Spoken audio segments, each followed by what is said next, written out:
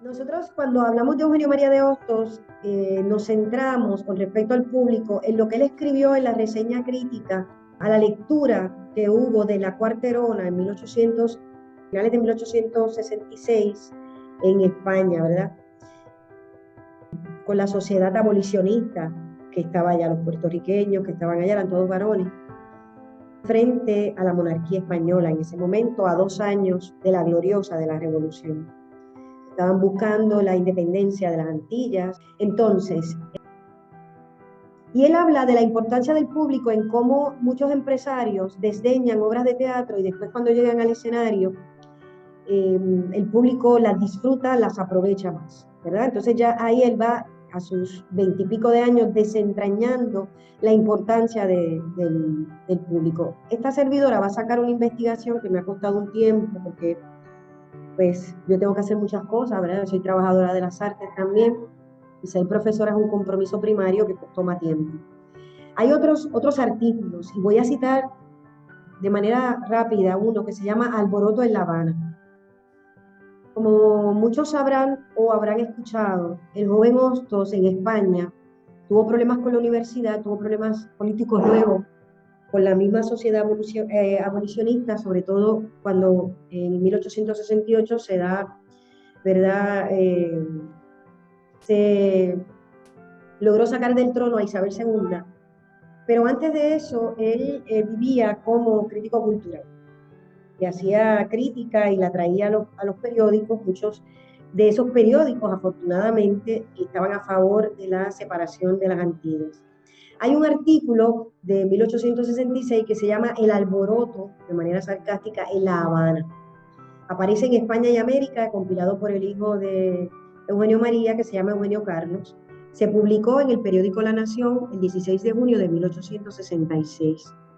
Y esto fue lo que pasó en La Habana.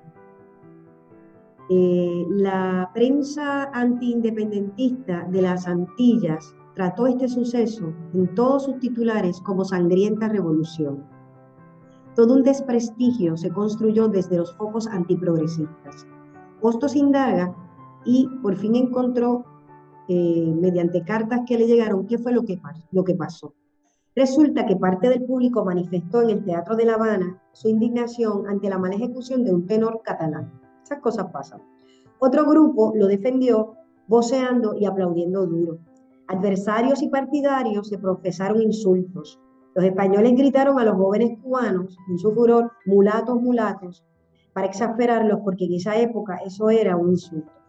Estos decidieron confrontar los comentarios de menosprecio persiguiendo a los españoles hasta el Café Teatro El Louvre y se armó una trifulca. Llegaron las autoridades del orden, representantes de la monarquía, y solamente arrestaron a los cubanos.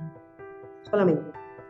Este escrito ataca los subterfugios de la prensa, como les dije, y les comenté también que el sustantivo alboroto es un sarcasmo contra los periódicos que utilizaron el término revolución en sus titulares, era en menosprecio. Pero como segundo tema, desarrolla el público, elemento constitutivo de todo espectáculo presencial, siendo los otros tres el tiempo, el espacio y los ejecutantes que conforman toda la experiencia. Con la madurez de un crítico teatral probado, propone un público virtual, ese público a construir, al que por razones políticas debe actualizarse el pueblo puertorriqueño y el cubano de ese momento, y yo diría que en la actualidad. Este nivel dramático lo propone al decir quisiéramos contemplar como modelos de cultura. Dicho nivel se sostiene en su entendimiento de la moral y el intelecto. Cabe recordar que cuando él habla de moral, que lo voy a explicar, no es la moral cristiana oficialista, de hecho no es la moral cristiana. Luego esto él lo va a desarrollar en la moral social, pero de antemano ya está jugando con su concepto de la moral. En Hostos la moral surge de los deberes a los que nos interpelan las relaciones sociales. Estos deberes son necesarios en la concreción de los derechos, tanto en su carácter colectivo como en su repercusión personal.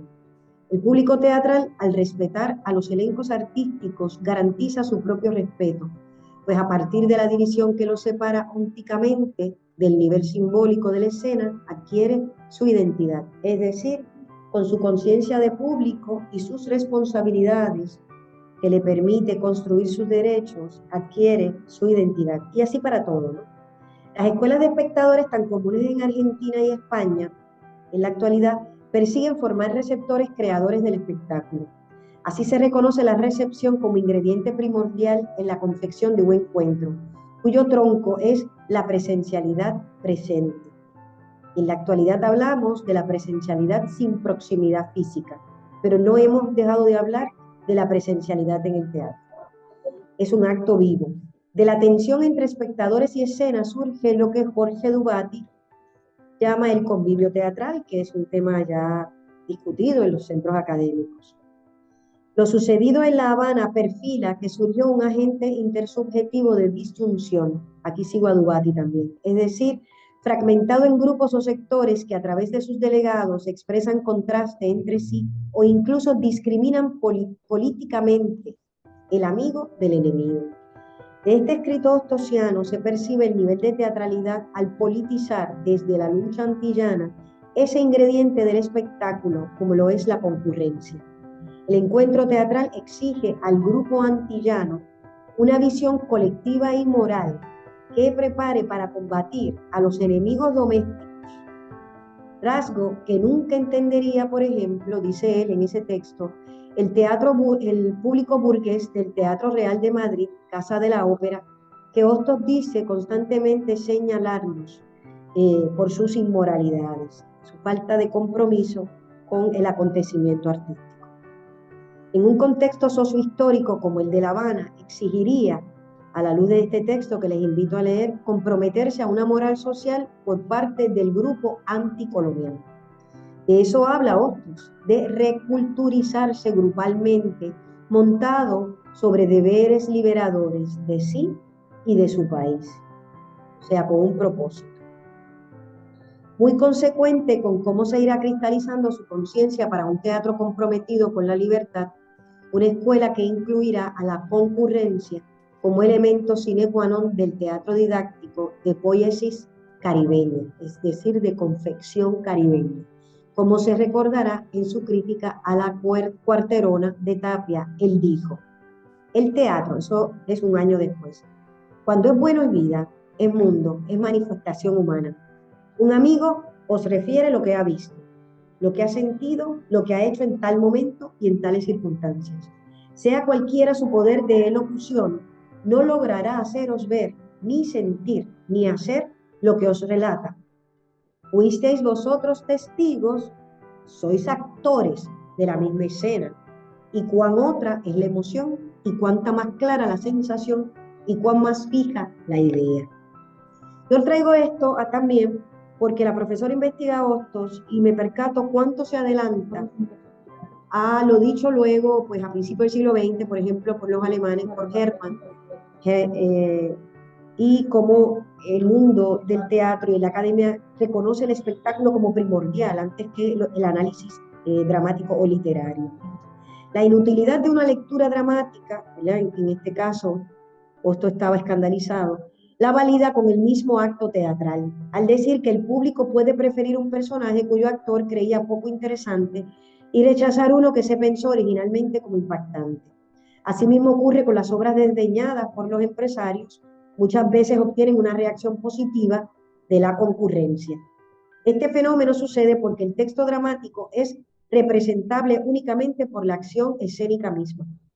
Solo personas cercanas a lo intrínseco de la actividad teatral pueden reclamar este rasgo como mandatorio. Es una de mis defensas con Hostos, que es persona de teatro. Y yo lo voy a defender en este libro. Despliega su comprensión aún más al decir Hostos que el teatro es vida, es mundo, es manifestación humana.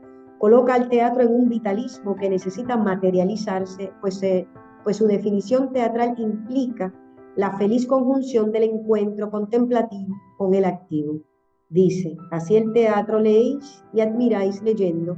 Si vieran y escucharan los sentidos lo que percibe sutilmente vuestra alma, la misma obra puede haceros llorar o reír o maldecir.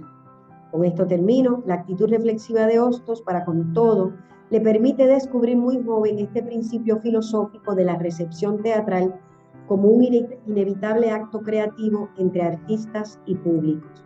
Esta es la reflexión que hemos hecho hasta ahora en la clase y luego hemos estado estudiando la importancia de los encuentros, del juego de los cuerpos, como lo plantea el doctor Carlos Foss, antropólogo, historiador teatral, amigo de Puerto Rico, en un principio allá por los 80, amigo de los historiadores y las historiadoras, y un tiempo acá pues está vinculado con el teatro. Director de varios centros de investigación en la Argentina, pero sobre todo gran colaborador de todos los sectores que estén haciendo teatro en Latinoamérica.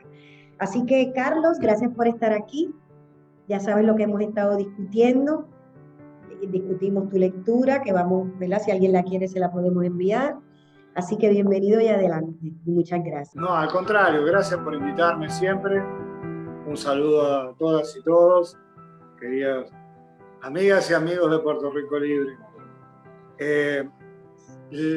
Las dos palabras con las que estaba enmarcada el encuentro, espectador y acontecimiento, son buenos disparadores como para seguir reflexionando.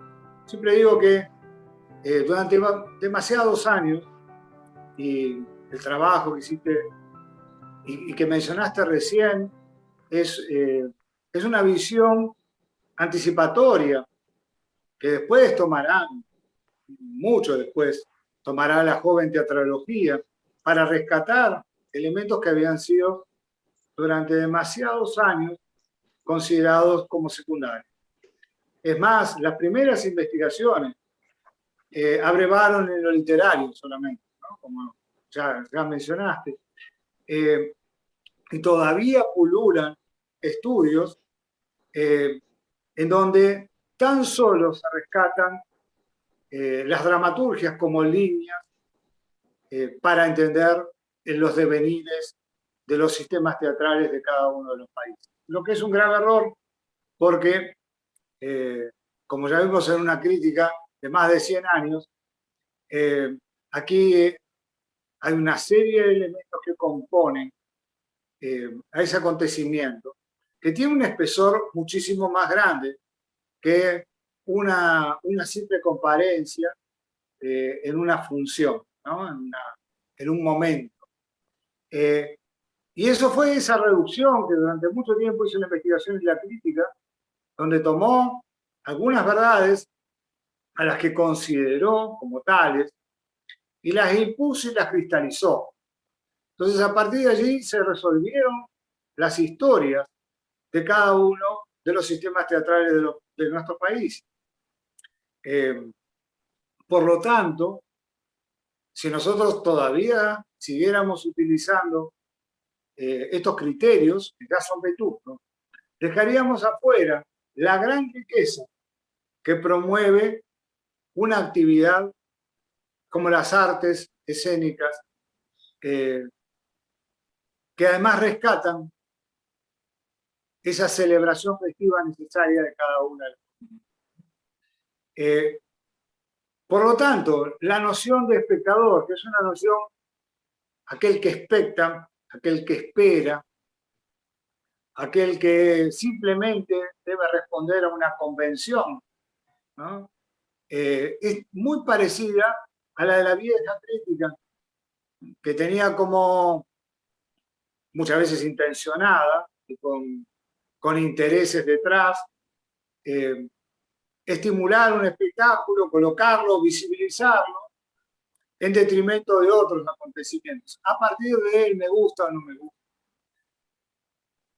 No podemos entender un acontecimiento teatral sin el público, porque el celebrante y el celebrador forman parte del acontecimiento afectivo, forman parte del encuentro creativo entre los cuerpos, algo que se da en todas las artes escénicas, particularmente ahora estamos hablando de teatro, y que responde a las urgencias que surgen y emanan durante el aquí y ahora. Por eso cuando comenzamos a revivir la historia real del teatro en todos los continentes, no solamente con una mirada europocéntrica, nos encontramos con momentos en donde no había una división tajante entre aquellos que supuestamente tenían el saber absoluto, ¿no? Y aquellos que estaban allí para aplaudir, ¿no? Para seguir la convención mansamente. Por eso espectar.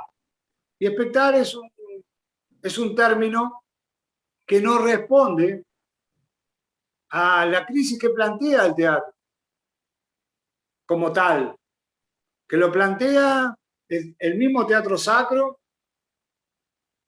pagano, sacro pagano, desde sus inicios, en todos los continentes, en nuestra América Latina, antes de la llegada de los conquistadores, en el África, en Asia, por supuesto también en Europa, donde el celebrante formaba una unión directa junto al celebrador. Y no había posibilidad de romper ese trueque, porque era un real trueque, era un intercambio necesario que era sostenido justamente a través del compromiso presencial. Algo que complementaba a la comunidad, que lo alejaba, lo que yo siempre digo, de ese criterio de violencia recíproca, y que le permitía además, depende el tipo, ingresar, depende del tipo, digo, de presentación, porque era una presentación, una representación, ingresar en un espacio de catarsis o en un espacio de fecundo diálogo. Cuando comenzamos a mediatizar ese diálogo, cuando comenzamos a realizar escenarios de una altura y de una separación tan grande, ¿no? Y generamos a partir de definiciones como no romper la cuarta pared, vamos quebrando esa posibilidad que tenía, por ejemplo, las comedias del arte del mundo. En las comedias del arte no existe, hay un teatro de urgencia, hay un teatro que elabora con las microsociedades, que trabaja con las identidades locales, que trabaja con las memorias locales, no debe trabajar el teatro, que se nutre de las mismas y que por supuesto se modifica, porque una de las cosas que nosotros aprendemos en estos avances de la crítica y de la investigación es que es mucho más importante el camino que el lugar de llegada. Todos los teatros que operaron y que operan en territorio priorizan el camino. Y yo no lo llamo ensayo, porque en cada uno de esos encuentros hay microacontecimientos que después quedarán o no en el acontecimiento que el público, el resto del público verá. Ese camino es el que le da espesura, una de la espesura, al acontecimiento. Yo no puedo entender las voces que abrirán la supuesta función de estreno, si no abrevé en los recorridos realizados, en los meandros realizados, en las voces y en los discursos que quedaron y aquellos que fueron silenciados. No solamente a partir de técnicas, porque siempre hemos dicho que el teatro es mucho más que un conjunto de técnicas. Apreciamos que existan, pero es mucho más que un conjunto de técnicas. Aquí nosotros ponemos a partir de nuestra ritualidad corporal un discurso liberador, porque ponemos la corporeidad en juego. Y poner la corporeidad en juego en un mundo que antes de la pandemia ya pedía a gritos mediatizar todo, ¿no? Y no ofrendar ese cuerpo o estereotiparlo. Es romper con los esquemas funcionales de dominación. Entonces, comprender los caminos, comprender el cómo llegamos, es parte también de entender esa unión y ese encuentro del actor y la actriz como trabajadora y trabajador, y del público, que deja de ser un objeto para pasar a ser un sujeto creador. Solamente cuando se quieren sostener los espacios de poder que están en manos de un sector, se quiebra ese discurso del diálogo. Y cuando se quiebra el discurso del diálogo, el teatro pierde parte de su potencialidad dialógica, de su potencialidad de abrazo, como digo yo siempre, de abrazo hacia el pensamiento crítico, el repensarlo, el quebrar la enajenación. El teatro burgués lo que ha logrado es enajenarnos, y parte de esa enajenación tiene que ver con la separación entre espectador y hacedor. Es más, el crítico muchas veces, el investigador como bisagra, sirvió para allanar ese camino de división. Hoy entendemos que también el investigador y el crítico deben ser creativos y deben ser hacedores desde su lugar. Por eso, cuando reflexionamos sobre el espectador, sabemos que lo primero es redefinir el teatro. Porque la propia historia de sus inicios no nos hablan de alguien que está esperando. Sí nos habla de esperanza, que es otra cosa, ¿no? El teatro como un vínculo de esperanza. Pero no es para esperar, sino que es para un abrazo, Luis.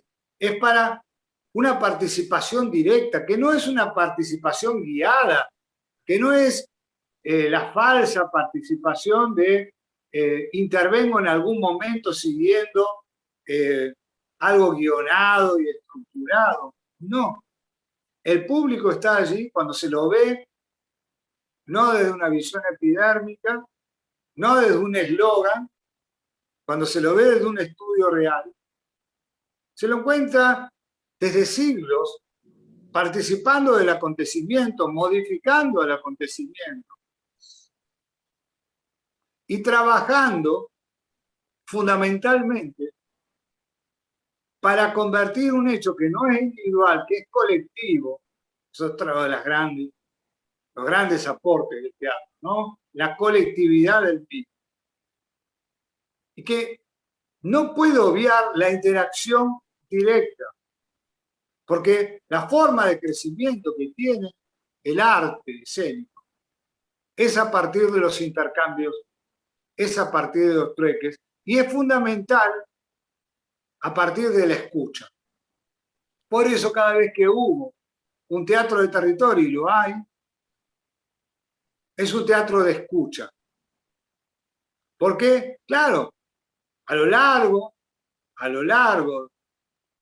de las décadas, se conformaron costumbres no apreciadas, pero esperables por aquellos sectores que eran los que manejaban el espacio. Entonces, hoy tenemos que retomar conceptos que provienen de siglos atrás, en donde el público se hacía del espectáculo, se hacía del acontecimiento y lo forjaba junto con el resto de los artistas.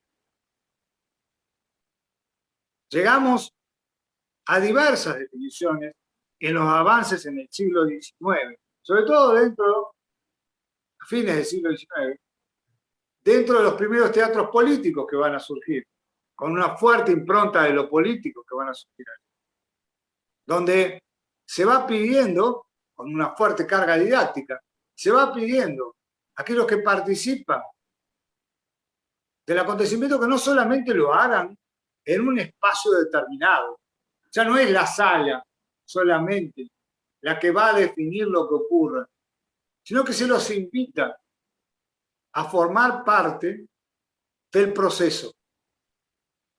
Y serán no solamente los teatros hechos por obreras y obreros en distintos lugares del mundo, sino también los teatros de circo y otros, los que retomen ese viejo concepto de proceso y de público actuante. Que vuelva a integrar la noción de comunidad teatral. En nuestras disciplinas de artes escénicas, cuando entendemos que no hay lugar que no pueda ser teatral, cuando entendemos que los mal llamados no lugares en realidad no existen, sino que todos los espacios, empezando por nuestros cuerpos, deben ser tratados. Sabemos que la única manera de evitar la reducción a objetos por mecanismo de después de nuestra corporalidad es a partir de la real participación. Y esa real participación, obviamente, va a impactar en la forma de entender al mismo teatro. Entonces ya no entendemos al teatro como un conjunto de técnicas, como un conjunto de ensayos, como un conjunto de textos, como un conjunto de artistas, como algo separado que yo pueda taxonómicamente dividir, sino que lo entendemos, no en esa visión vieja elitista, que termina siendo un teatro cada vez para menos. Lo entendemos con la necesidad de coraje suficiente para incorporar al público al acontecimiento, pero no como taquilla. Esto no es un tema de taquilla, más allá que todos queremos que haya una participación general de la comunidad.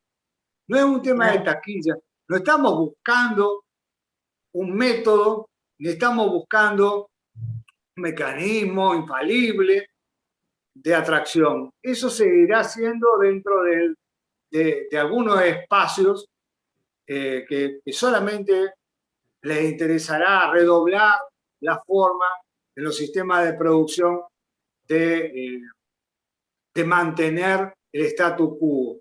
No, es romper corset, porque el público no debe estar atado a ningún dispositivo, todo lo contrario, rompiendo con el criterio de cuerpo dócil, rompiendo con el criterio de cuerpo desideologizado. El público va a ayudar a enriquecer al acontecimiento. No va a generar también un espacio de resiliencia. Y en ese espacio de resiliencia va a favorecer al constante devenir del acontecimiento, que tampoco se cierra nunca. Y eso es lo interesante. Si nosotros vemos las obras de los teatros políticos del siglo XX, sean las más cercanas a los grupos aficionados, en las fábricas o en los espacios de lucha durante las huelgas, o las primeras propuestas de Piscator o las propuestas de Brecht, hay una redefinición. Inclusive en otros, como después de la caída de Alemania en la Primera Guerra Mundial, hubo sobre el imaginario colectivo, Prusia nunca había perdido una guerra, de golpe pierde una. No, hay ese intento revolucionario patriarquista que fracasa también. Y esto se tiende a las calles. Y el teatro gana las calles. Y el teatro gana los anfiteatros. Y el teatro comienza a redefinir el concepto de espectador. Así como yo hablaba de los teatros obreros aficionados, Piscator redefine el concepto de espectador y convoca a las grandes masas de las comunidades a participar de los acontecimientos. El teatro no le puede ser ajeno. Y el teatro no puede ser un pequeño coto donde pasivamente deben aceptar. Si yo quiero un colectivo con fiesta, y eso es lo que implica teatral, yo tengo que reformular los espacios como lugares de articulación de este encuentro. Porque esto es lo que va a servir para reforzar justamente los criterios de identidad. Pero no como digo siempre, estas palabras también han sido tan bastardeadas, ¿no? Memoria, identidad, teatro, tan bastardeadas, que yo tengo que entender que no estoy hablando de una identidad única, folclore, ¿no? Han sido siempre utilizados por los sectores conservadores para llevarnos a un momento determinado, que en general no existió, que obviamente es proclive a mantener el estado de cosas. No. Cuando nosotros nos sentamos a reflexionar, cuando Brecht se sentó a reflexionar sobre cuál era la posición del público, la posición del público no podía ser la de catarsis. La posición del público no podía ser simplemente la de tomar empatía con algunos personajes, como proponía el teatro burgués. La posición del público no podía ser la de acercarse a un personaje que sufría y luego no producirse una modificación en su forma de percibir el todo. Lo que pedía Brecht es que el público tomara conciencia. Y a partir de esa toma de conciencia fuera un artífice, un artista por fuera de la sala. Un artista de un nuevo mundo. Entonces, ¿de qué valía que yo me conmueva con alguien que sufre el hambre?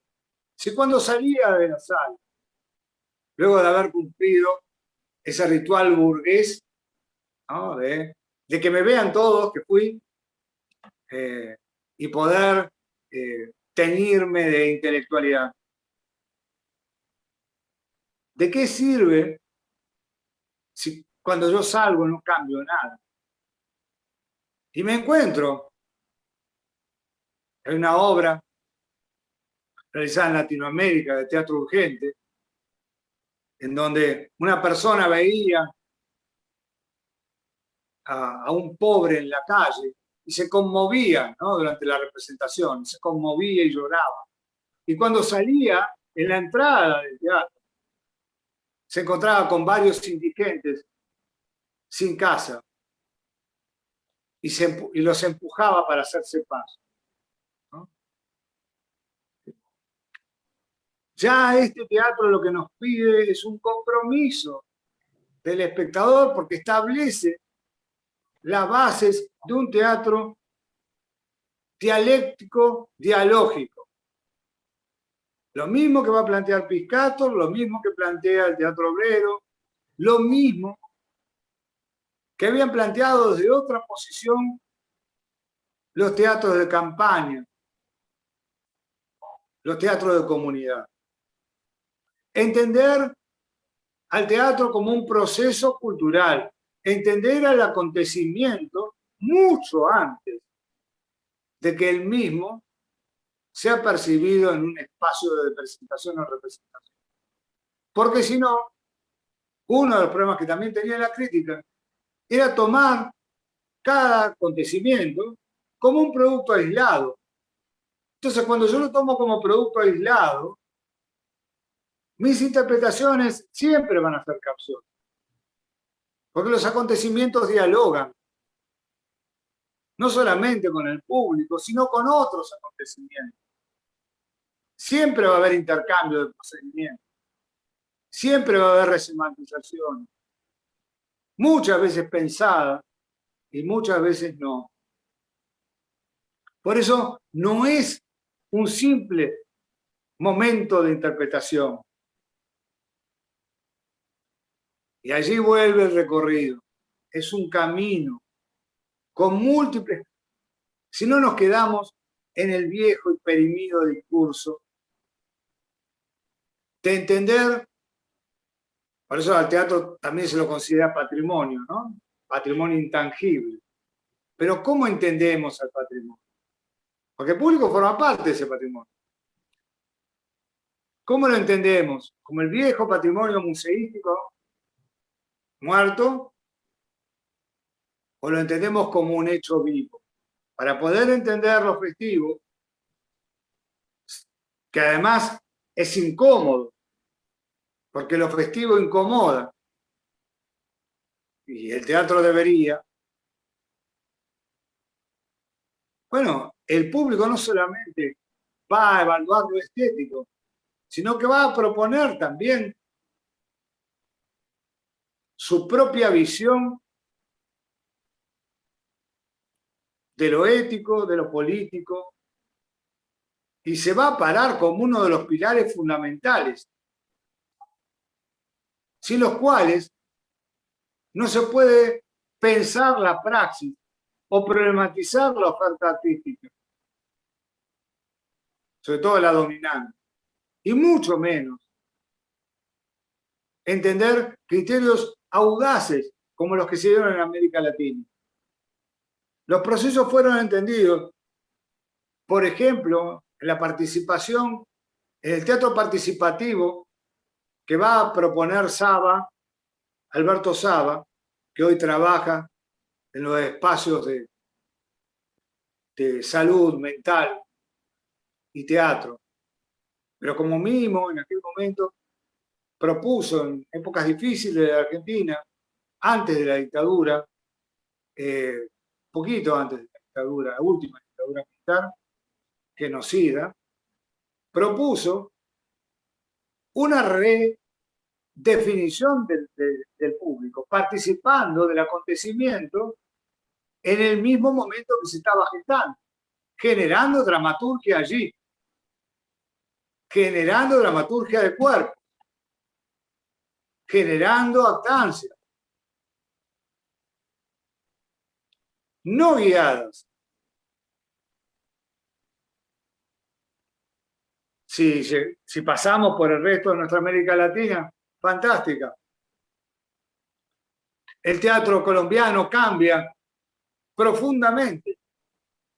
Cuando el TEC y Buenaventura y tantas compañeras y compañeros proponen un teatro de creación colectiva. ¿Y a qué se refiere esta creación colectiva? ¿Está ajena, es solamente del grupo? No, está abierta al público. Por eso ninguna obra se cerraba. Y el público forjaba la obra junto al grupo. Esas creaciones colectivas retomaron clásicos y los reescribieron. Porque ¿qué es un clásico? Y esto es otra gran pregunta para hacernos. Sí. Cuando uno habla de clásicos, ¿no? Que yo siempre digo, tendemos a hacer esas obras distantes, ¿no? Ajenas a los imaginarios. Y bellos textos mueren solamente en arquetipos de actuación, generalmente aburridos. ¿Qué es que algo sea clásico? ¿O no es clásico Shakespeare? Claro que es clásico. Y está en la comunidad. Ahora, si yo interpelo a la comunidad y el público no cumple la función simple de pagar una entrada o de participar en un espectáculo gratuito para mansamente recibir una obra genial, si yo lo convoco y Shakespeare le va a hablar y lo vamos a cuestionar y lo vamos a reescribir, porque muchos de los elementos del Renacimiento inglés hoy tienen que ser reescritos por los cambios producidos, pero lo va a interpelar. Digo, si Brecht hablaba de un espectador crítico, si planteaba una dialéctica dialógica en sus obras, y tantos otros hacedores comienzan a hacer, si el teatro obrero planteaba fundamentalmente que las trabajadoras y trabajadores que pasaban 14 horas de explotación se convirtieran en artífices de su propio destino, que actuaran,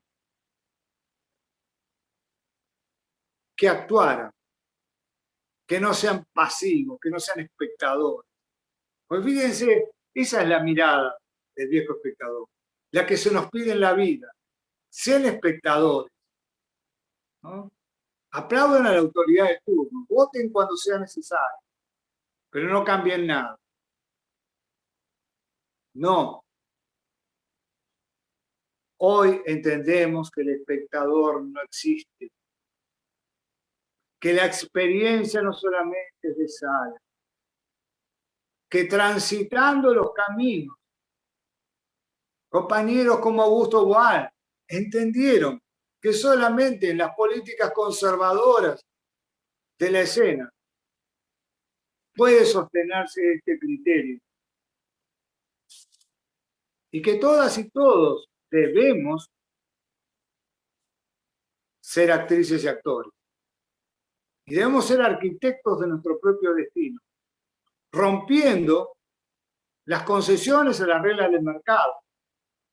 Porque los ritos están ahí, todavía están ahí. Están en nuestras comunidades, están en los territorios. Están cada vez que aún en medio de la más terrible de los sucesos, alguien se pone a cantar una vieja tonada del siglo XIX o un canto que recuerda a los esclavos o alguien trae la necesidad de poner ese cuerpo en ficción. Lo que nosotros entendemos es que en el acontecimiento real hay una inversión de sentido de la vieja definición. En la vieja definición se nos hablaba de algo terminado. Y el acontecimiento está siempre abierto. Porque forma parte de una fiesta pagana. Y porque no está controlada por ninguna de las leyes del entretenimiento banal, sí del entretenimiento, poner mente. Y porque una de las funciones fundamentales del acontecimiento es renovar el acuerdo. Y ese acuerdo no es para casi pocos. Ese acuerdo que tiene que ver con pequeñas muertes y con constantes resurrecciones de los pueblos, es para todos. Aún en lo escondido y en lo frondoso de esa selva en la que han querido convertir, a partir de la división a los pueblos, a sus recuerdos, sus historias. No hay ningún dique, no hay ninguna construcción que pueda sostenerse en el tiempo que nos impida reunirnos. Porque tarde o temprano los pueblos van a volver a hablar. Porque tarde o temprano los pueblos van a reclamar su conciencia de sí, su reafirmación de individuo en el colectivo. Y eso los va a determinar como público. Y para eso se tienen que preparar. Primero, para producir teatro en todos lados. En todos lados. Basta de llamar, como dije al principio, no lugares. Todos son lugares para la construcción del acontecimiento teatral. ¿Quién soy yo para negar el acontecimiento teatral a alguien de la comunidad? Todos los lugares son. Por eso cuando yo genero un producto, no tengo que pensar en un producto como piensan la estructura burguesa. Ese producto es el resultado de un proceso, de un tiempo mágico, primitivo y sanador, como yo decía. Nosotros tenemos que pensar en un teatro que motive, que impulse, que promueva, que nos conmueva, llevarnos a movernos. Y ese es el público que necesitaba. Ese es el público que me va a enriquecer. Ese es el público que va a decir, ¿por qué para mí no? Ese es el público que va a reclamar teatro. Miren, durante pandemia se hicieron estudios en distintos lugares del mundo sobre qué cosas la gente exigía o demandaba. Y el teatro no ocupó un lugar de privilegio. No lo ocupó. Tan solo en la comunidad teatral. Tenemos que romper esto. Tenemos que quebrar esto. Y para hacerlo hay que repensar el concepto mismo del teatro. Y para teatro, porque sigue titilando la definición antigua. Y perpetrar una revuelta contra estos criterios. Cuando yo propongo otra visión del arte, cuando yo entiendo que hay arte en todos los lugares, en todos los barrios, cuando yo dejo esa vieja escala de legitimación, que quién sabe quién determinó. ¿Quién sabe quién determinó? Cuando la academia toma su responsabilidad e investiga y va al territorio y escucha, además de hablar, y escucha, y no intelectualiza, primero escucha. Vamos a entender que privilegiando la horizontalidad, no solamente, mire, piénsenlo hasta desde el lado de la producción en cuanto a rédito. Tenemos un público pequeño, de demasiados espectadores. Necesitamos un público genuino que termine con esa forma de apreciación de las disposiciones que nos vendieron, que nos lleve a la fiesta popular pagana. Y entonces sí vamos a generar lo que Jorge siempre menciona y que mencionamos, yo vengo mencionando de hace muchos años, en cuanto a la necesidad de que el colectivo se sienta teatral. Digo, el teatrista, la teatrista, tiene que buscar recursos para sus creaciones. Esos recursos los va a encontrar si profundiza justamente en la pesquisa. Si no queda en un pequeño marco de repetición. Porque si bien el ritual es la repetición yo no estoy hablando en el arte, la repetición es una tradición. No es un rito, es una tradición. Y cuando yo me quedo con fórmulas logradas, esas fórmulas en algún momento van a seguir perdiendo convocatoria. ¿Qué es lo que ha ocurrido notablemente? Entonces, en buena parte de América Latina, se habla, por un lado, del sufrimiento de un teatro de los suburbios, ¿no? De los baldíos, que no lo estudian los teatrólogos de entrada, ni los críticos lo van a ver, lo estudian los sociólogos, lo estudian los antropólogos, ¿no? Es como un fenómeno. Sin embargo, en los baldíos, en los suburbios, que en realidad esos son los territorios que durante mucho tiempo han sido considerados vírgenes. ¿Por qué? Porque no le interesaba a la empresa ir. Entonces no iba al teatro o generaba un teatro que no le importaba a la comunidad porque no hablaba de sus temas, de sus problemas. Entonces, ¿qué tipo de comunicación? El teatro es comunicación también. Y yo quiero lograr una comunicación real, entonces debo dejar la reiteración. Nos tenemos que parar y realmente ponernos a debatir, recuperar el debate, y el público ahí es fundamental para el debate. Tenemos que debatir y debatir mucho. Después de esta pandemia que nos ha comunicado a partir de estos sistemas, todavía lo sigue haciendo.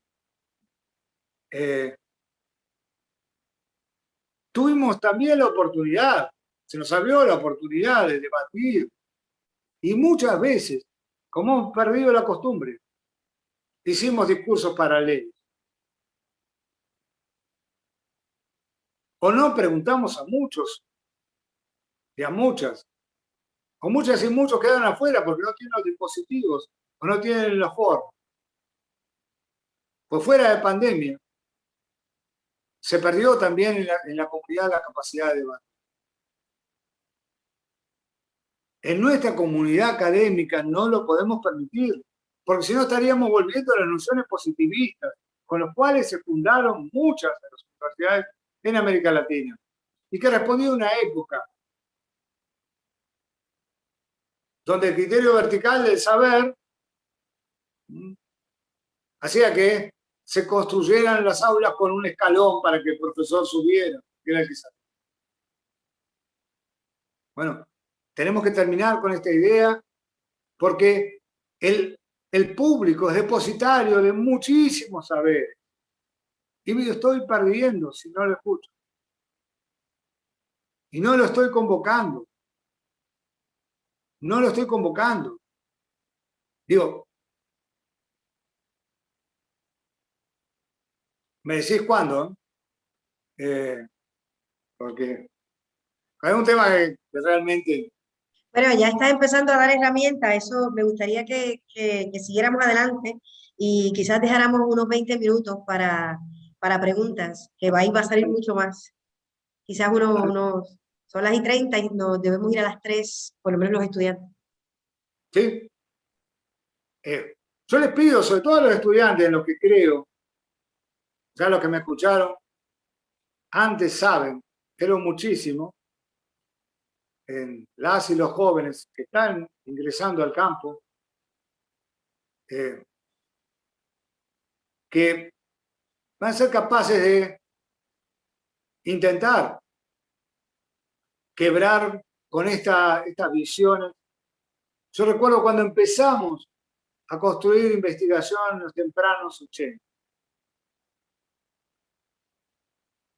Las barreras que había, porque había algo que estaba determinado que era la investigación teatral, y estaba definida a partir de un bosquejo que ni siquiera podía sostenerse teóricamente, pero era lo estipulado, ¿no? Entonces, si uno venía con otra temática, quedaba afuera, o quedaba en los suburbios. Pues péguense a los suburbios, crean en los suburbios, crean en los espacios que hay que teatrar, crean en la historia de la comunidad, escúchenla, creen las crónicas, no en las del poder, no en las definiciones de siempre. No dejen de revisar aquellas obras que han sido calificadas como panfleto, porque hay que ver quién las calificó.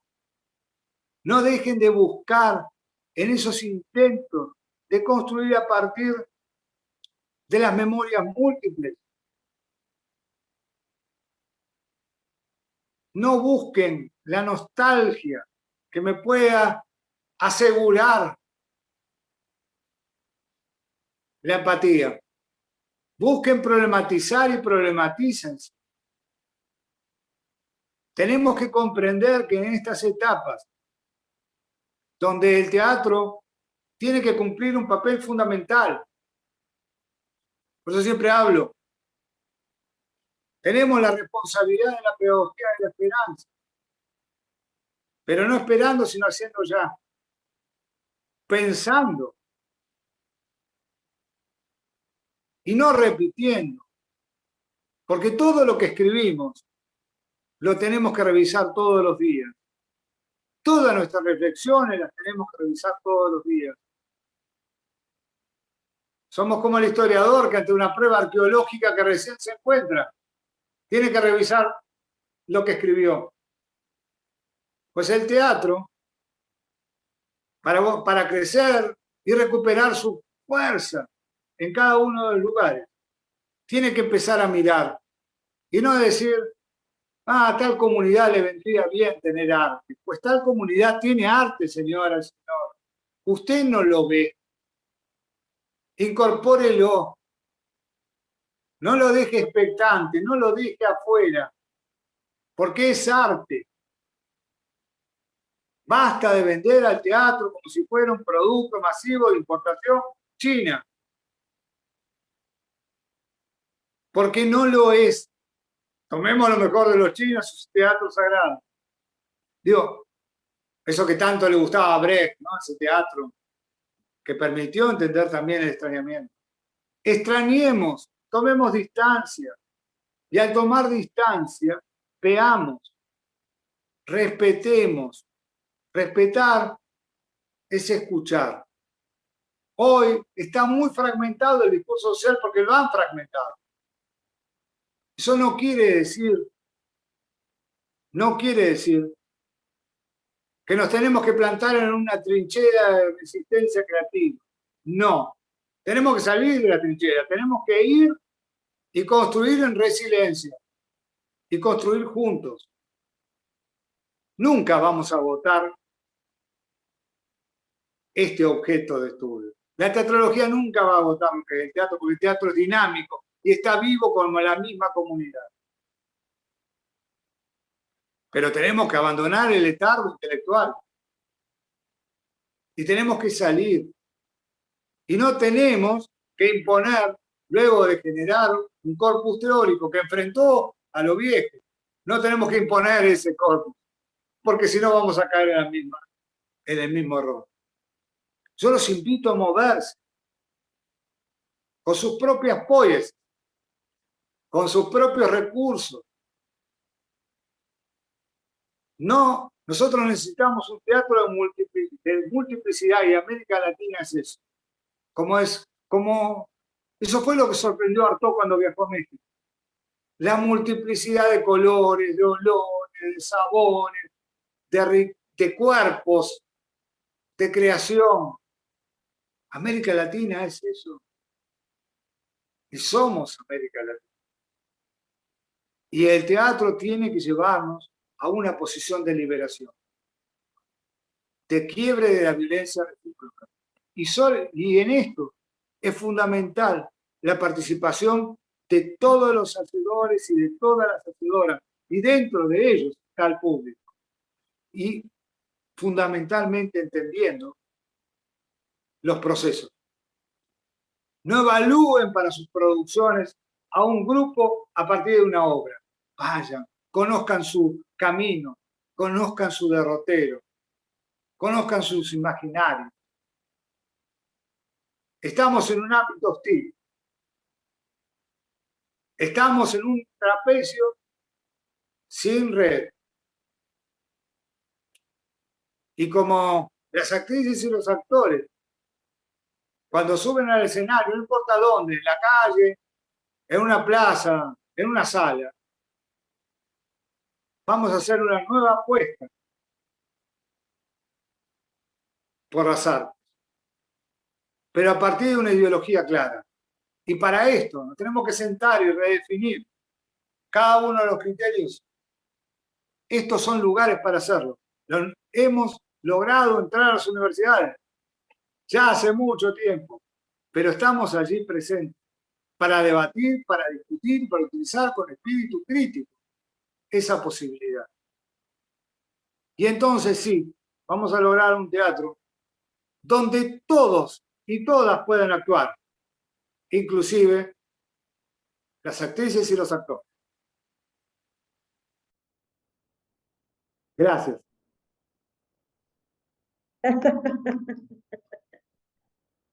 Porque tuve la impresión de que ibas a terminar en esa oración. Agradecidísima. Tenemos unos minutos para conversar con Fos y entre nosotras y nosotros, nosotres. Arranco porque me parece que la herramienta que nos convoca a los que estamos aquí, que somos participantes del teatro educativo, del teatro empresarial, desde la perspectiva obrera, tengo que valorizar esos espacios. Y también como cuando asumo el sombrero de productora, ¿verdad? Que en esta ocasión el curso es de producción, me llama la atención el profundizar la pesquisa ayuda a renovar los materiales y por lo tanto fortalece la convocatoria que tanto nos importa a nosotros los trabajadores, ¿verdad? Que podamos vivir de nuestro arte. Aprovecho ese comentario, realmente resaltando lo que dijiste para saludar al compañero Gil René, que es un vanguardista nuestro, actor, director, dramaturgo, compañero, al compañero productor, que para mí es actor también, escritor, José Calderas, forjadores durante la pandemia de un teatro dentro de la televisión que nos fascinó. Está también con nosotros Carmen Zeta, la doctora Carmen Zeta, por muchos años la profesora de teatro en Humacao. Y está con nosotros también el director de Humanidades, que está en 2 reuniones a la vez, Luis Pío Sánchez Longo. Les voy a invitar a participar, es cuestión de abrir los micrófonos y sírvanse para intervenir en este pequeño foro que vamos a abrir en estos momentos. Adelante. Yo voy a tomar la palabra un momentito rápido porque estoy en dos cosas a la vez. Primero, saludar al compañero doctor Foss, muchos saludos, bueno verte, gracias por estar aquí, gracias por servir y ayudarnos a servir a nuestros estudiantes y sobre todo la transformación desde esta posición tan vital que es el desarrollo del teatro y la producción. Lo felicito, felicidades a Anamí, saludo a la compañera Carmen Zeta, saludo a todos los estudiantes, me he quedado fascinado, no puedo seguir hablando porque me tengo que retirar, pero hay muchas cosas que a mí y yo hemos discutido y me vino a la mente cuando estamos hablando de la producción, esta lucha que estamos dando por poder transformar nuestro salón de espejo en un teatro realmente experimental y transformado con tecnología suficiente para que sea una joya como laboratorio de desarrollo de los nuevos artistas y productores de Puerto Rico. Así que muchas gracias, muchas felicidades y para adelante, siempre para adelante. Gracias, Luisa. Vamos a seguir dando, hemos adelantado muchísimo y teatramos todos los espacios en este momento, así como siempre se ha hecho en Humacao. Bueno, pueden encender los micrófonos. Seguimos con el conversatorio con Carlos Foss. Estudiantes, es importante que se sepa que aquí uno se expresa según uno lo siente. Es importante, porque si no partes de ahí, pues entonces no vas a poder enterarte de lo que quieres saber o de lo que quieres aportar. Así que es importante que tengas esa libertad de acción. Compañeros profesionales también pueden hablar en un espacio estudiantil, pero por eso les invitamos. Mientras piensan algo, yo quería comentar lo que dijiste recién del teatro empresarial. En distintos lugares de América Latina, en los últimos años hubo un crecimiento importante en el teatro empresarial, aquel que no se quedó en la fórmula, sino que fue a la búsqueda. Y obviamente es importante que esto ocurra, y también hay un diálogo importante entre los distintos sistemas de producción. Eso también son mucho más permeables hoy que lo que eran antes, ¿no? Antes el independiente solamente hacía un teatro sin mirar a lo que ocurría con el público o con el empresarial, con el teatro público y el empresarial. Hoy, por ejemplo, si ustedes van a Buenos Aires, van a encontrar actrices y actores en los 3 sistemas de producción trabajando. Compañero Luis Mendoza, adelante.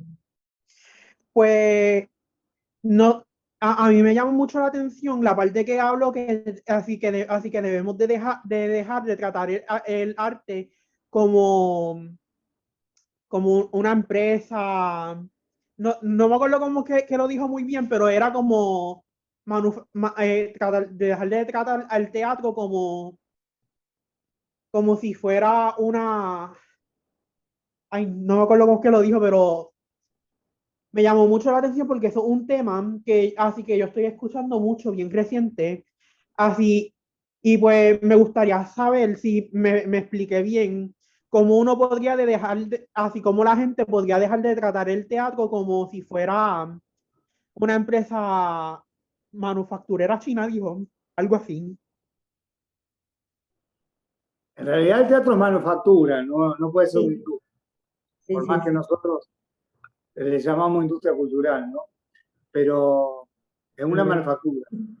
Lo que yo hablaba es que no tenemos que repetir formatos y hacer un teatro en serie, ¿no? Hacer un teatro que se repita constantemente. A eso me refería, Luis. No hacer Que un no se teatro que se repita, repita. que no Claro, se que no se repita a sí repita. mismo constantemente. Exacto. Lo Quizás mismo con eso la... es como la producción en masa, yo creo que es lo que Luis estaba hablando, ¿verdad? Perdona que Claro, me... claro, cuando dije la manufactura china, ¿no? La producción en masa. A eso me refería, ¿no? Que yo tengo una fórmula y la repito siempre, siempre y siempre, y ese formato ya es esperable. El teatro en general debe sorprender. Ay, ay, ay. Carlos, pero esto independiente, ¿y cómo hablas? Por ejemplo, sería estupendo en nuestro país hacer una obra que dure 10 años. ¿Sabes la cantidad de gente que podemos estar felices por lo menos 10 años? Cantidad de trabajadores. ¿No te estás refiriendo a eso? No, en absoluto. Eso es lo que yo aspiro. Si algo aspiro, a ver, en América Latina hay cientos de escuelas de teatro y universidades que forman todos los años miles de artistas nuevos. Eso además del artista popular, ¿no? Yo lo que aspiro es que todos tengan trabajo. Y para que todos tengan trabajo tenemos que generar público. Y para poder sostener una obra de 10 años, ha habido casos, pero son excepcionales. Tenemos que cambiar la regla de juego, ¿no?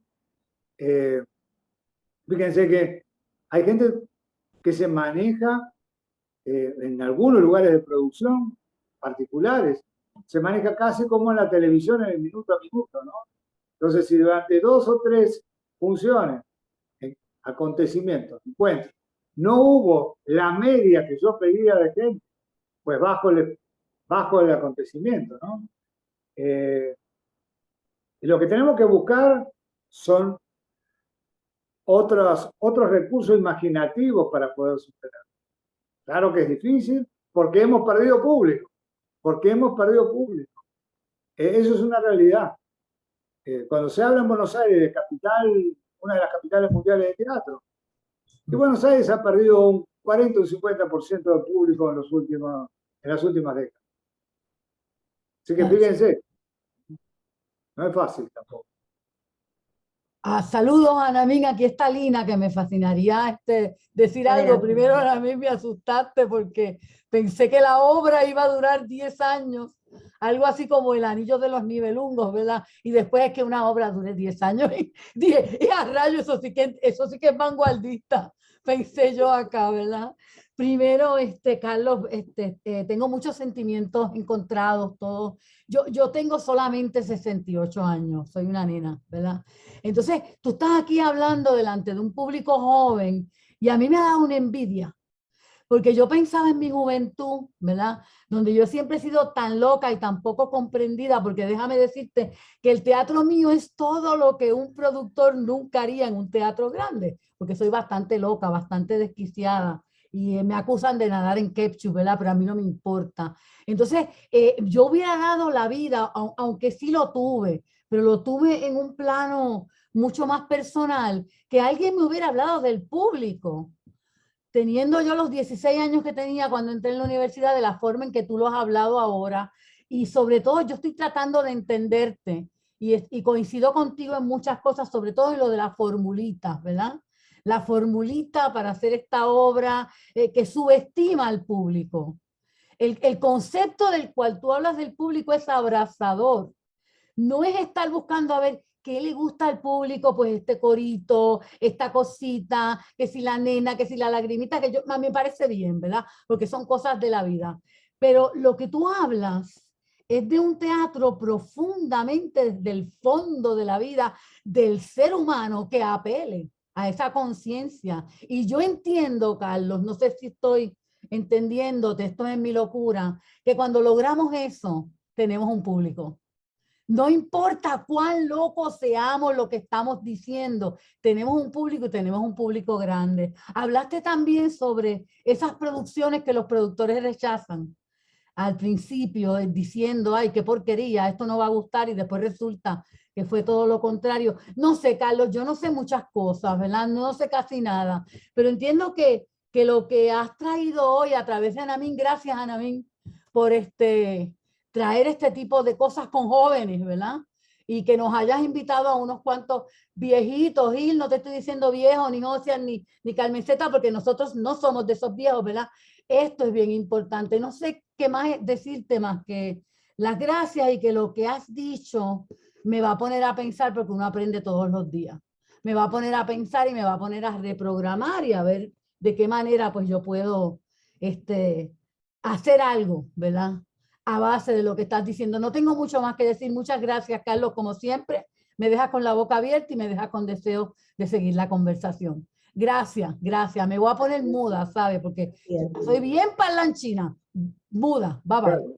Muchas gracias a vos por compartir. Y vuelvo a decir, aquí cuando se discute el tema del público, muchas veces no se piensa en otros tipos de teatro que se hacen, que sí tienen una cantidad de público importante. Entonces, se lo remite a un espacio. No hay fórmula. Bien, el empresario tal vez más importante de Argentina se llama Carlos Rottenberg, que tiene sus teatros en la calle Corrientes, el núcleo de producción más importante de la ciudad de Buenos Aires, pero también en Mar del Plata y en otras ciudades. Siempre le preguntaron cuál era su fórmula del éxito. Y él dijo, si tuviera una fórmula del éxito, no hubiera tenido tantos supuestos fracasos, ¿no? Y nosotros tenemos que pensar en otro criterio, como piensa él también. No en el fracaso y en el éxito, que es eso, sino en trabajar de una manera muy particular, aún dentro de los distintos espacios de producción. Él trabaja dentro del teatro empresarial, mejorando el teatro empresarial. E inevitablemente tratando de escuchar hacia dónde va, pero no para hacer, pasar de la idea de menospreciar al público a la idea de, bueno, a ver qué es lo que están esperando, porque yo voy a entenderte lo que van esperando y lo voy a dar. No ese es el camino. El camino es trabajar en territorio, es poder...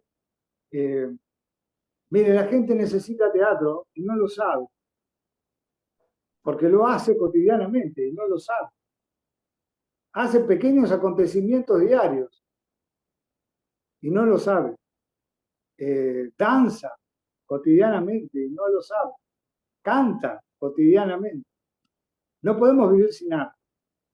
No podemos vivir sin arte. Y el público genera siempre arte.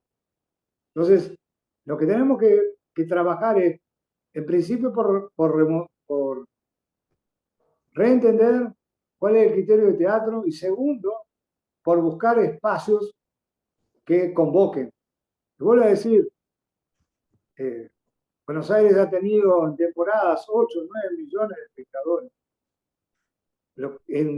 Y estoy hablando de la década del 20, del siglo pasado. 100 años. Y hubo obras que duraron muchos años de cartel, a lleno. Es cierto, no estaban las competencias de la televisión, del cine, las plataformas, pero estaba así la reivindicación de la actriz y el actor popular en relación directa con el público. Hay elementos que se han perdido desde la noción misma de las palabras. Las palabras tienen un peso. Cuando nosotros usamos una palabra, tiene un peso. Tiene un peso desde la disciplina que lo analicemos. Pero cuando yo digo espectador, tiene un peso ideológico muy fuerte y hay que borrarlo. Y cuando yo pienso en una función, también estoy pensando en qué función, ¿no? Lo funcional. Cuando en realidad es un proceso, ustedes lo saben mejor que yo, hay muchas hacedoras, hacedores aquí, cómo disfrutan cuando están en ese proceso de búsqueda, cómo disfrutan cuando están encontrando, ¿no? O perdiendo y volviendo a encontrar en el periodo de preparación, mucho antes de estar en una sala, en una plaza, en una calle, realizando el acontecimiento. Pero tenemos que recuperar esa dicha. Sin alegría no se puede hacer algo. Bueno, yo quiero otro turno, pero me gustaría que los que quieren un turno me lo manifiesten, porque lo de gustaría ustedes decir es más algo. importante. Hola, Gil, adelante. Carlos, muchísimas gracias por lo que nos has compartido, sobre todo porque en mi carácter personal me ha servido de mucha inspiración el hecho de considerar el público como un ente creativo, como un colectivo de creación que muy bien pudiese ser el punto de partida idóneo para que nosotros podamos volver a dirigir nuestra gesta hacia una consideración primordialmente en lo que el público quiere aportarnos a nosotros como artistas desde su punto de vista creativo. De qué manera yo como productor o como escritor, como director, puedo privilegiar el que el público también se manifieste creativamente y así transforme mi gesta, porque creo que nos encontramos en un momento en donde necesitamos esa retroalimentación directa. Ya el público no quiere ir a una sala a sentarse a ver un espectáculo, porque lamentablemente el celular es una distracción que está presente y el público presencia nuestros trabajos con una mirada, yo diría que polifónica, porque están en su vida privada contestando mensajes con su madre, con sus hijos, a la vez que están en la experiencia teatral. Y yo pienso que de la única manera que podemos traerlos otra vez es utilizando esas mismas herramientas que ellos están utilizando en el teatro, trayéndolas en función de una creación colectiva y no simplemente ideando nosotros espectáculos para nuestro beneplácito o para el beneplácito de una industria que son los que nos emplean, son los que nos pagan o que son los que nos mantienen realmente inspirados yendo de un proyecto al otro. Así que tú con tus palabras, ¿verdad? Con tu gesta, a mí, vuelvo y digo, en mi carácter personal, me ha servido de inspiración para ver de qué manera yo puedo refrasear la manera en que abordo un espectáculo artístico para privilegiar la creatividad del público. Gracias. Muchas gracias. Pues, ¿alguien tiene otro turno? Yo. Carmen, prende esa cámara, muchacha. Es que no estoy lista para la cámara hoy. Nada, quería excusarme primeramente por haber entrado tarde, estaba escribiendo y Ustedes saben cómo pasa eso, se me fue el tiempo.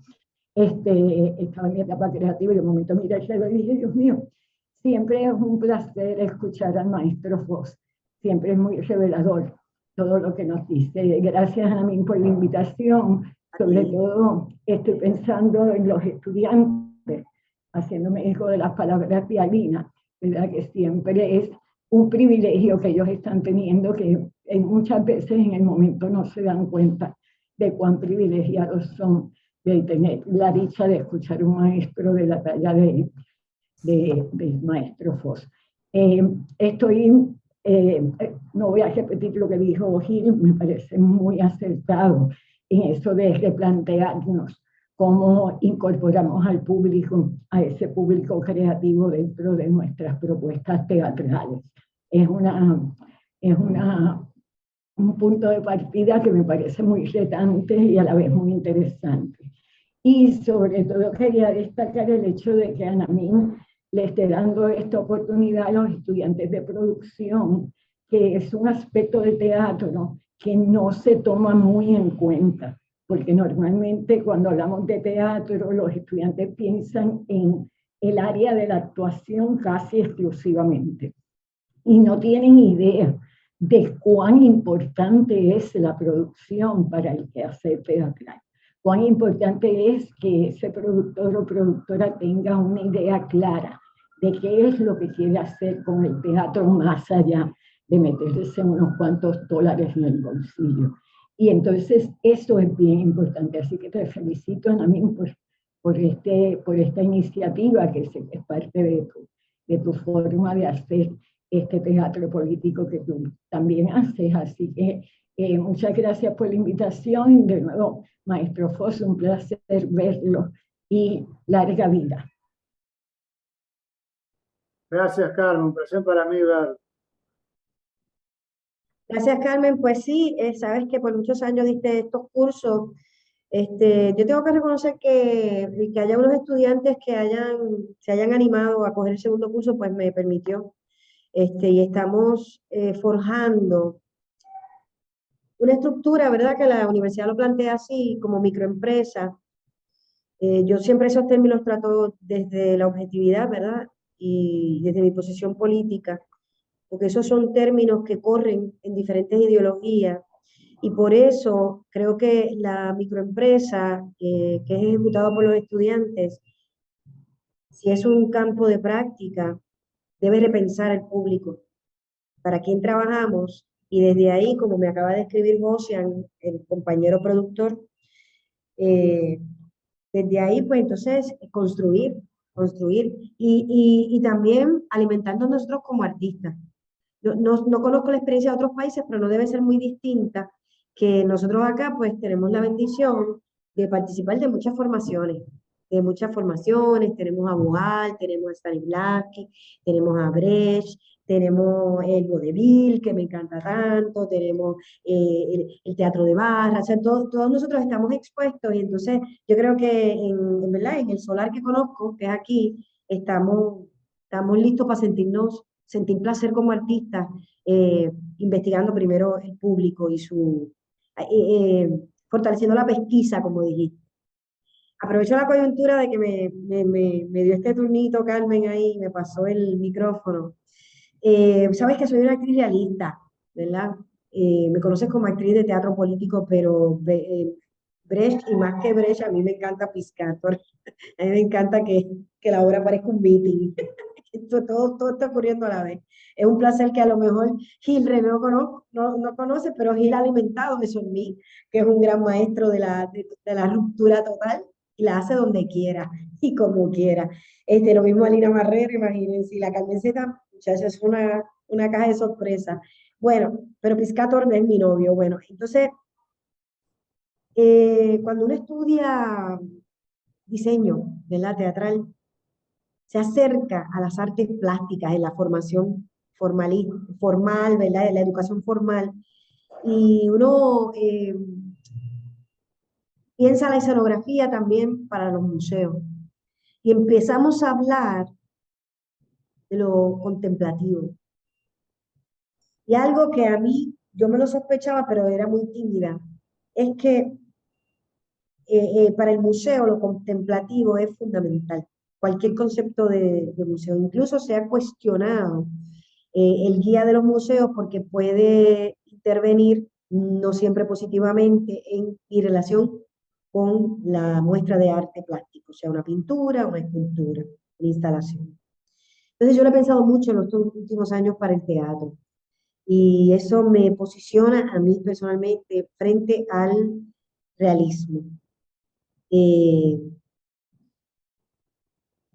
Sobre todo contigo, estudié que el realismo en su momento fue vanguardia y creo que lo puede seguir siendo, creo que lo puede seguir siendo. Lo que pasa es que pues los poderes y los gobiernos permanentes se apoderan de unos estilos, pero ya si mañana le funciona a otros, se van a apoderar de otros, no tienen nada, la culpa no es del realismo, ni del vodevil, que me encanta tanto. Entonces yo quisiera saber, ¿verdad? O que hablaras un poco, cuando dices que el público debe ser libre y participar, ¿cómo planteas el público, que a mí me parece revolucionario y activo, sentado, observando e identificándose? Que fue lo que a Brecht le preocupó, estamos claros.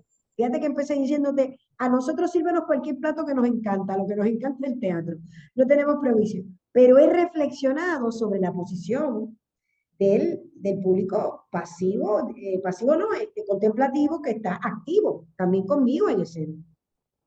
Sería una reacción.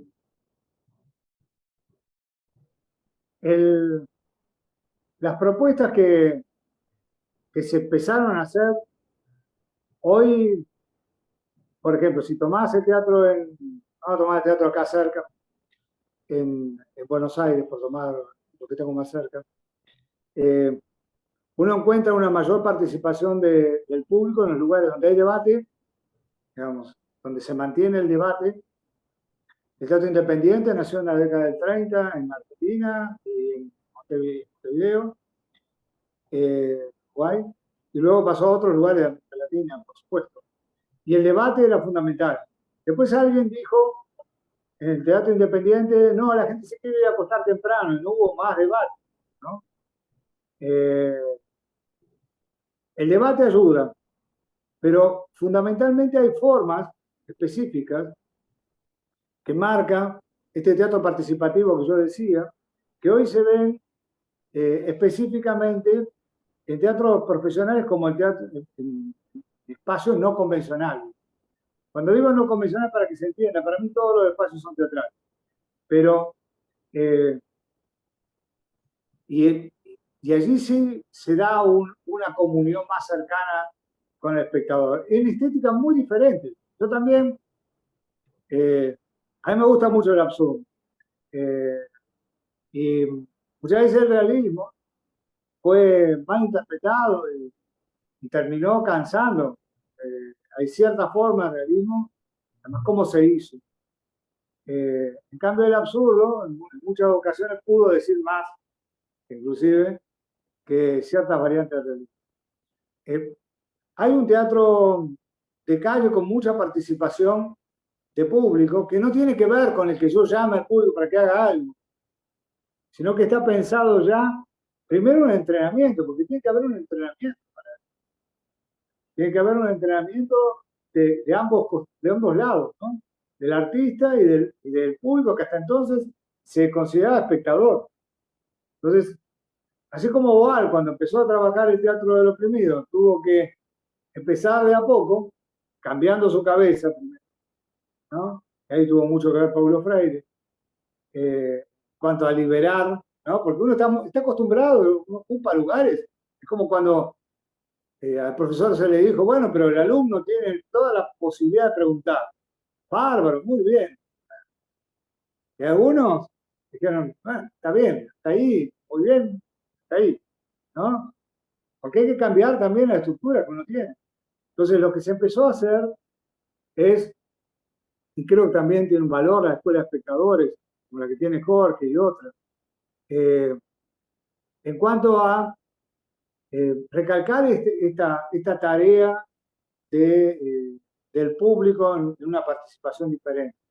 Entonces, lo que decía recién Gil es absolutamente cierto. muchas veces el público, salvo que sea captado directamente por el acontecimiento, y ahí voy con el vodevil también que me encanta, lo que sea captado por el acontecimiento va a estar pasivo, esperando un final. Entonces, lo que se hace mucho hoy es un entrenamiento con el público que se ve luego en los teatros de participación directa, como ciertos teatros callejeros, algunas pequeñas salas grandes, la experiencia del teatro comunitario y, por supuesto, las experiencias que se hacen en espacios del territorio. El trabajo, por ejemplo, en zonas de territorio ha permitido rescatar. Cuando digo rescatar, es una palabra también demasiado verticalista.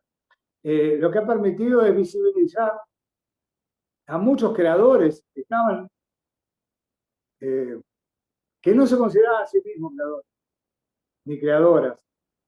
Entonces fue invitarlas e invitarlos. Entonces hoy tenemos, y también recuperar artistas populares que fueron absolutamente olvidados. Porque hubo un momento en donde se dijo solamente los artistas de escuela. Los actores y actrices populares empezaron a desaparecer, ¿no? Y hay algunos directores, inclusive algunos directores que han quebrado con el realismo, como Muscari. José María tiene de todo, que hace televisión también, pero que ha convocado artistas populares absolutamente olvidados, que generaron otra vez un feedback con el público. Ustedes imagínense los recursos de los sectores populares, el aparte, ¿no? El generar un momento de la obra, de una dramaturgia propia que se conformaba entre el público y el actor, ¿no? Un momento de intimidad profundo, donde había un ida y vuelta con el público. A tal punto que cuando alguien podía copiar apurado el aparte, después se imprimía y valía más la obra con aparte que la obra del dramaturgo, ¿no? Esos momentos de intimidad hoy se logran. Hemos tenido artistas en los últimos años, inclusive en los espacios de quiebre. Cuando digo quiebre, en los años 90 fundamentalmente se quiebra el discurso. Es más, el realista de Miller, ¿no? Que se imponía en la dramaturgia, el teatro abierto, un momento de disputa con la última dictadura militar. Ese formato stanislavskiano, strasberiano, ¿no? Y empiezan a aparecer otro tipo de artistas. Ahí aparece un espacio que se llamó paracultural, que algunos decían era para pocos, para muy pocos, ¿no? Porque iban jóvenes, iba un grupo, y allí apareció un artista de la talla de Urrapilleta, que es un gran actor y un gran creador.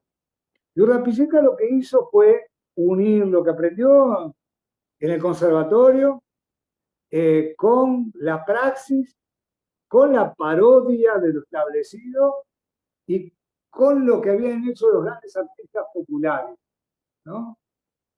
Hizo una síntesis muy propia que le permitió hacer un Ricardo III en el Teatro San Martín, una de las salas principales de Buenos Aires, y al mismo tiempo trabajar parodia en una salita para 50 personas. Como él decía, es el San Martín o el baño, pero hay que hacer teatro, ¿no? Y en un diálogo constante con el público. Obviamente que esa sala, ¿no? La sala de San Martín, impone una división.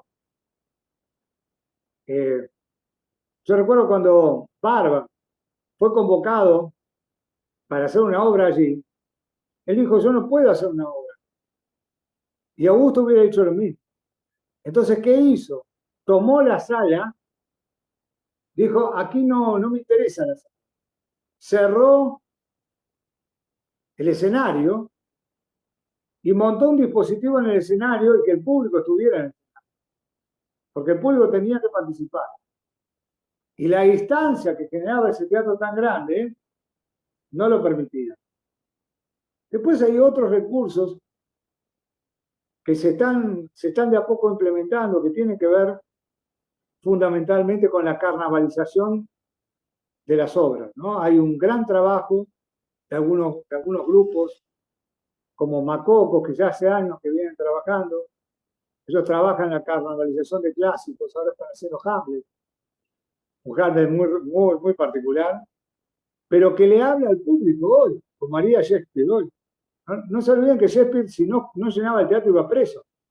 Así que tenía muchos incentivos y tenía que pelear con cosas para ganar público, con cosas inconcebibles como un oso que estaba a 50 metros de su sala, donde había un tipo que pagaba a la gente que vencía al oso, ¿no? Le daban dinero, o con un prostíbulo que estaba a 1,5 cuadras. Entonces Shakespeare decía, yo tenía que llenar el teatro, ¿no? Hoy hay mucho más, de a poco, porque cuesta. Hay un entrenamiento que se está dando, primero en los artistas, en los gestores culturales, en los productores. Por eso me parece muy importante la función del productor, que no es solamente para gestionar un acontecimiento desde el punto de vista económico, sino también es para esto, para reflexionar. Es un artífice fundamental para reflexionar estos temas, ¿no? Entonces, hoy cuando se habla de público, en Buenos Aires, en cualquier otro lado, se convoca a los productores para ver cuál es su mirada. Y por supuesto, algunos tienen una mirada cerrada y otros tienen una mirada mucho más amplia, ¿no? Y también el uso, inclusive en teatro empresarial, de espacios que no estaban teatrados, ¿no? Tomar las playas, por ejemplo, ahora en el verano, y hacer obras, ¿no? El verano nuestro, ¿no? El invierno de ustedes, o tomar una reserva ecológica y hacerlo allí, ¿no? Inclusive utilizar la escenografía, vos hablaste de escenografía, ¿no? Antes era muy museística, y apareció un día Cantor y dijo, no me hablen de museo en el viejo criterio, ¿no? Y cambió todo. Acá no tienen que venir a contemplar, tienen que venir a tocar. Y todas las obras de Cantor salían del cuadro, ¿no? Eran geniales en la Pinacoteca encontrar que estaba el espacio marcado para la escultura y la escultura siempre salía. Él había marcado el espacio. Justamente lo que quería mostrar, que había que abrirse, había que romper con ese espacio y terminar con esa idea de que yo no puedo tocar, yo no puedo interactuar. Entonces yo voy a un museo histórico y a lo sumo me cuentan una historia, pero no puedo vivir nada. No puedo vivir nada. Bueno, la idea y lo que se ha intentado es, y de a poco, es hacer un entrenamiento, a veces en la misma praxis, entre hacedores y público. Y lo que hemos notado, que mucho público pasa después de ser hacedor, a veces ya lo era, sin darse cuenta, y eso se ve mucho en el teatro comunitario, en el teatro en espacio abierto, y también en ciertos acontecimientos que definen pueblos, porque viven de eso, como el carnaval, ¿no? Donde hay muchos acontecimientos teatrales y que el pueblo sabe que es dueño de él. Entonces hay un carnaval empresarial, ¿no? Muy marcado, con plata, y después está el carnaval del pueblo. Y ahí es donde, con mucho juego, mucha carnavalización, yo amo también el vodevil y amo toda la salida de, por favor, cuando hagan teatro sean festivos. Y esto no quiere decir que no se pueda abordar el drama o la tragedia, pero seamos festivos, porque la tragedia siempre tiene un momento en donde hay un abuso tan grande que termina siendo hasta ridículo. Puede generar, necesita también un espacio de alivio. Así que busquemos la fiesta, disfrutemos, insisto, La revolución no se hace. Pina Bausch decía algo así como, ¿qué vida hay sin danza, no? Pero ¿qué danza hay sin vida? Entonces, revolucionemos un poco desde ahí. No importa en qué sistema estemos. Bueno, eso, para cerrar, vamos a seguir nosotros con el estudiantado dialogándolo, seguir construyéndonos y construyendo público. Pasamos la hora. Yo les invito a mantener contacto con el doctor Carlos Fox, con Carlos, a través de Facebook, ¿verdad? Conversan mucho por inbox y también puedo compartir el escrito al que aludiste mucho hoy. Y nada, le comparto a quienes le interese que el martes va a estar entonces con nosotros y nosotras la Universidad de Puerto Rico en Río Piedras, el Instituto de Cooperativismo, para ver esa herramienta de producción a nivel administrativo. Así que gracias, Carlos, gracias estudiantes, gracias teatristas profesionales, gracias público, concurrencia. Estamos a la orden. Personalmente, pues he aprendido mucho con la presencia de ustedes, que de eso se trata. Así que bueno, un beso, un abrazo y una cosquillita a la orden. Gracias. Un abrazo grande, gracias por la invitación. Hasta siempre, Puerto Rico. Gracias. Estamos a la orden en humanidades, gracias.